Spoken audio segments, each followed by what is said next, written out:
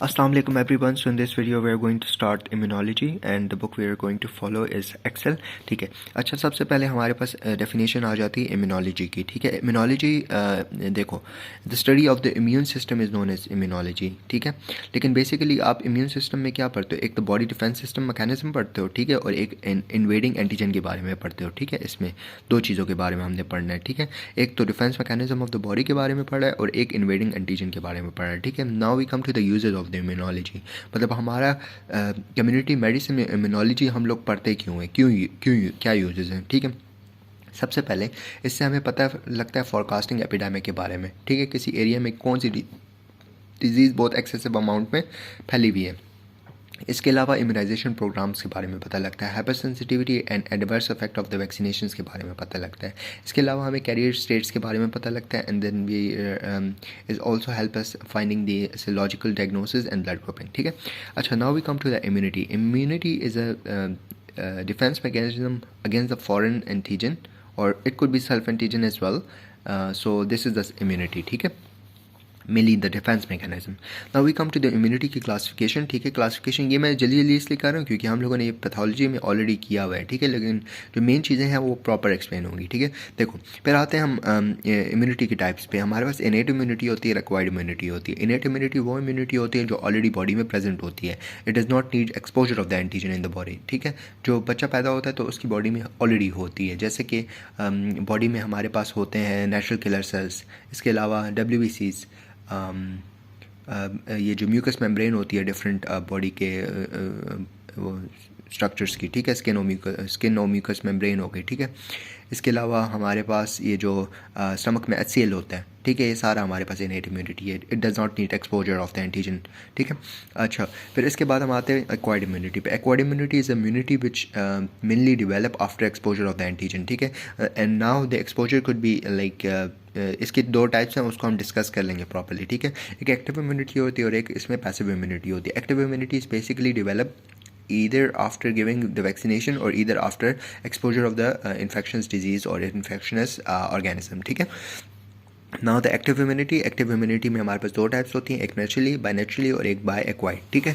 Naturally मैंने already बता दिया है कि हमारे पास कोई इन्फेक्शनस एजेंट जो होता है वो बॉडी में एंटर हो जाता है and it enhance our immune system. ठीक है. And there is the other thing which is called the artificially हमारे पास mainly we give the vaccination like it could be active, it could be life killed और toxoid vaccine and then it enhances the active immunity.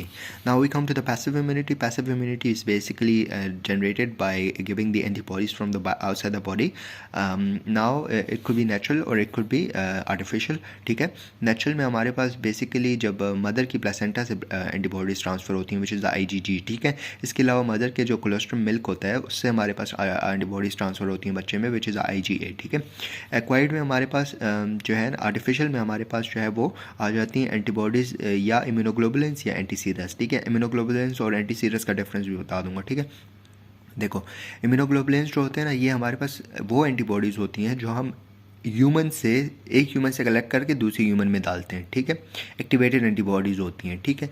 और जो एंटीसीरस होते हैं ना, ये mainly animal से आप कलेक्ट करते हो. ठीक है. ठीक है. और ये भी एंटीबॉडीज़ होती हैं लेकिन इसको हम एंटीसीरस कहते हैं. इम्यूनोग्लोबुलिन्स बेसिकली हम ह्यूमन से कलेक्ट करते हैं. ठीक है. अच्छा, now we come to the difference between the active and the passive immunity. ठीक है. एक्टिव इम्यूनिटी जो होती है ना, ये after exposure of the antigen develop होती है. ठीक है. और इसमें सिर्फ एंटीजेनिक एजेंट जो है बॉडी में एंटर होता है और इम्यूनिटी खुद डेवलप होती है, जबकि पैसिव इम्यूनिटी में एक्टिवेटेड एंटीबॉडीज एडमिनिस्टर की जाती हैं. ठीक है. फिर एक्टिव इम्यूनिटी जो होती है ना, ये हमारे पास सुपीरियर है. क्यों सुपीरियर है? क्योंकि ये लॉन्ग लास्टिंग होती है, ये चीपर है, इसकी जो इफेक्टिविटी है वो भी ज़्यादा है और ये जो है साइड इफ़ेक्ट्स भी इसके कम है. ठीक है. अच्छा जी. और passive immunity vice versa opposite है इसके. ठीक है. अच्छा, अब हम आते हैं एंटीजन पे. ठीक है. एंटीजन क्या होता है? एंटीजन वो सब्सटेंस होता है जो हमारे इम्यून रिस्पॉन्स एक्टिवेट कराता है. ठीक है. फिर आते हैं हेप्टेन. हेप्टेन जो होता है ना, ये एंटीजेनिक नहीं होता तब तक जब तक किसी एक कैरियर प्रोटीन के साथ ना कंबाइन हो. जब कंबाइन हो जाता है तो एंटीजेनिक हो जाता है. ठीक है. और इसका मॉलिक्यूलर वेट लेस देन 8000 होता है. Now we come to the antibodies. Antibodies are the protein. ठीक है. They are combining with the antigen and they are going to cause the neutralization of the antigen. ठीक है. फिर इसके बाद हम लाते हैं वैक्सीन। वैक्सीन जो होते हैं इम्यूनो बायोलॉजिकल सब्सटेंस होता है जो हमारे इम्यून रिस्पॉन्स को इम्यून सिस्टम को एक्टिवेट कराता है, ठीक है।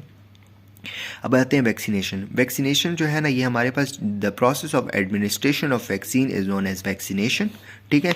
और इम्यूनाइजेशन क्या होती है? Immunization is basically process of enhancing the immune system in the body either by giving vaccination in the form of either आप वैक्सीन दे रहे हो या आप इम्यूनोग्लोबुलिन्स दे रहे हो या एंटीसेरस दे रहे हो। लेकिन इसमें हम लोगों ने क्या करना होता है कि हमने अपनी इम्यून सिस्टम को इनहेंस कराना होता है, ठीक है। फिर आते हैं inoculations. Inoculations is basically when you give the vaccine parenterally, तो उसको आप इनैकुलेशन कहते हो, ठीक है। That's it. इसके बाद नेक्स्ट वीडियो में हम लोग आगे कंटिन्यू करेंगे इस चैप्टर को। Thank you.